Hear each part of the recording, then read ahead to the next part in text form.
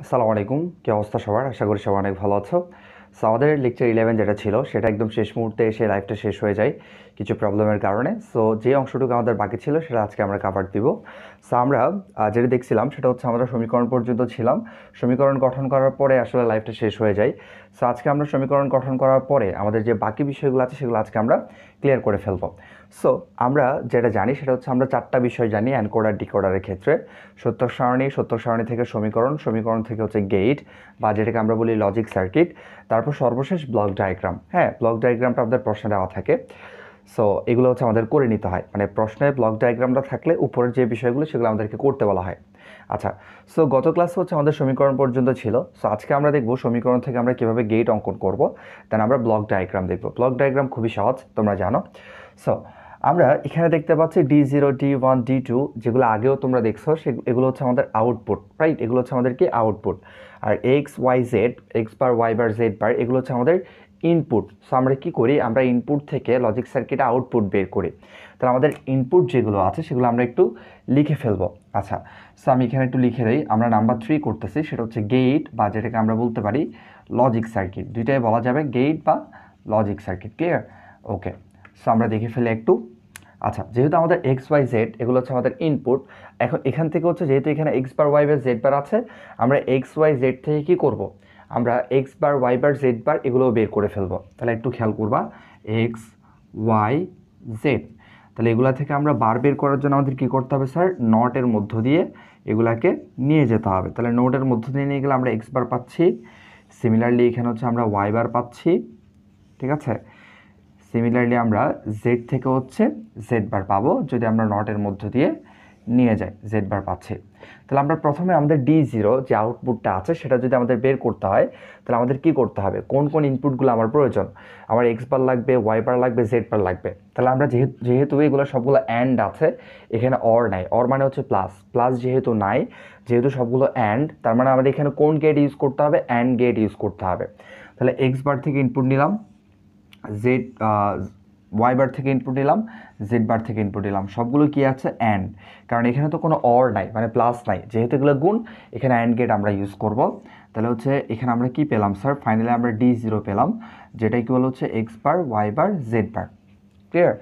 Z bar. ওকে, similarly আমরা D1টা বের করে ফেলবো। X bar y bar Z আছে, তাহলে এক্স বার থেকে একটা ইনপুট নিলাম, দেন ওয়াই বার থেকে ইনপুট নিলাম, শুধু জেড থেকে ইনপুট নিব।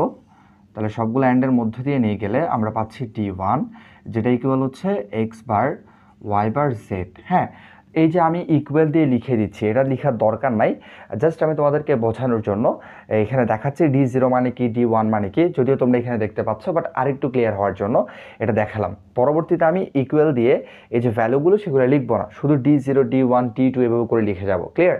সো এটা তোমরা বুঝে নিবা, এটা D0 মানে হচ্ছে এটা। ওকে, সো এরপর D2-র জন্য এক্স বার আছে, ওয়াই জেড বার আছে, তাহলে এক্স বার থেকে ইনপুট, এরপর ওয়াই, এরপর কি আছে sir? Z bar, right? Z bar. তাহলে আমরা এখন ইনপুট নিয়ে গেলে কি পাচ্ছি? D2 পাচ্ছি। D2 মানে হচ্ছে এই যে এটার আমাদের লিখে দেখানোর দরকার নাই, আমি জাস্ট তোমাদেরকে শুরুতে এমনিতেই দেখালাম। এরপর D3 মানে হচ্ছে এক্স বার ওয়াই জেড, তাহলে এক্স বার, হ্যাঁ, তারপর হচ্ছে ওয়াই, তারপর শুধু জেড। ক্লিয়ার? তাহলে আমরা এখানে কি পাচ্ছি? D3।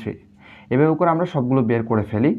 এরপর আমরা বের করব হচ্ছে D4 মানে হচ্ছে x y bar Z bar, তাহলে হচ্ছে এক্স থেকে ইনপুট, এরপর হচ্ছে ওয়াই বার, এরপর জেড বার, সবগুলা আমরা অ্যান্ডের মধ্যে দিয়ে নিয়ে গেলে পাচ্ছি D4। D5ও হচ্ছে এক্স ওয়াই বার জেড, তাহলে হচ্ছে এক্স, এরপর হচ্ছে ওয়াই বার, তারপর হচ্ছে কি sir? Z, only Z, sorry আমি বার থেকে দিয়ে দিলাম, অনলি জেড। ক্লিয়ার? তাহলে সবগুলো আমরা অ্যান্ডের মধ্যে দিয়ে নিয়ে গেলে কি পাচ্ছি? D5। ওকে, D6টা বের করে ফেলি। D6 হচ্ছে x y bar, x Y Z bar, D6 হচ্ছে এক্স ওয়াই জেড বার, তাহলে এক্স থেকে একটা ইনপুট, তারপরে হচ্ছে ওয়াই থেকে একটা ইনপুট, তারপরে হচ্ছে জেড বার, তাহলে এখান থেকে একটা ইনপুট, এটা হচ্ছে আমাদের D6।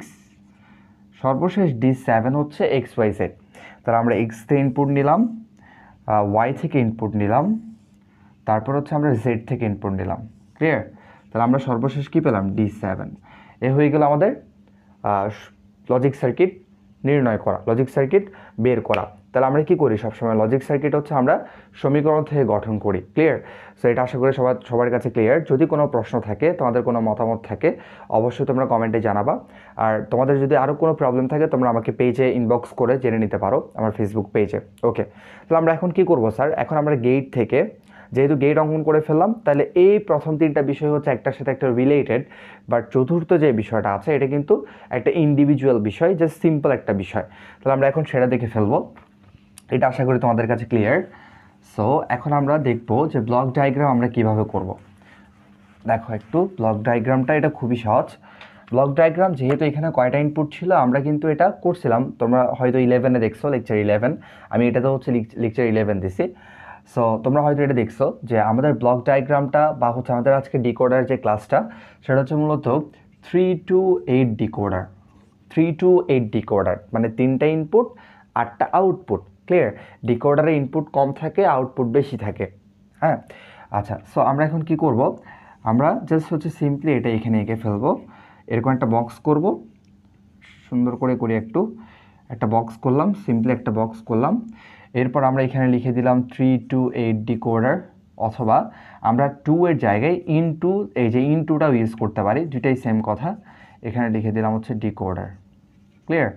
আচ্ছা, তাহলে আমরা 3টা ইনপুট দিলাম। আমাদের ইনপুটগুলো কী কী ছিল? ইনপুটগুলো ছিল XYZ। তোমরা একটু আগেও যখন আমরা গেট বা হচ্ছে লজিক সার্কিট অঙ্কন করলাম তখন তোমরা দেখছো আমাদের ইনপুট ছিল XYZ।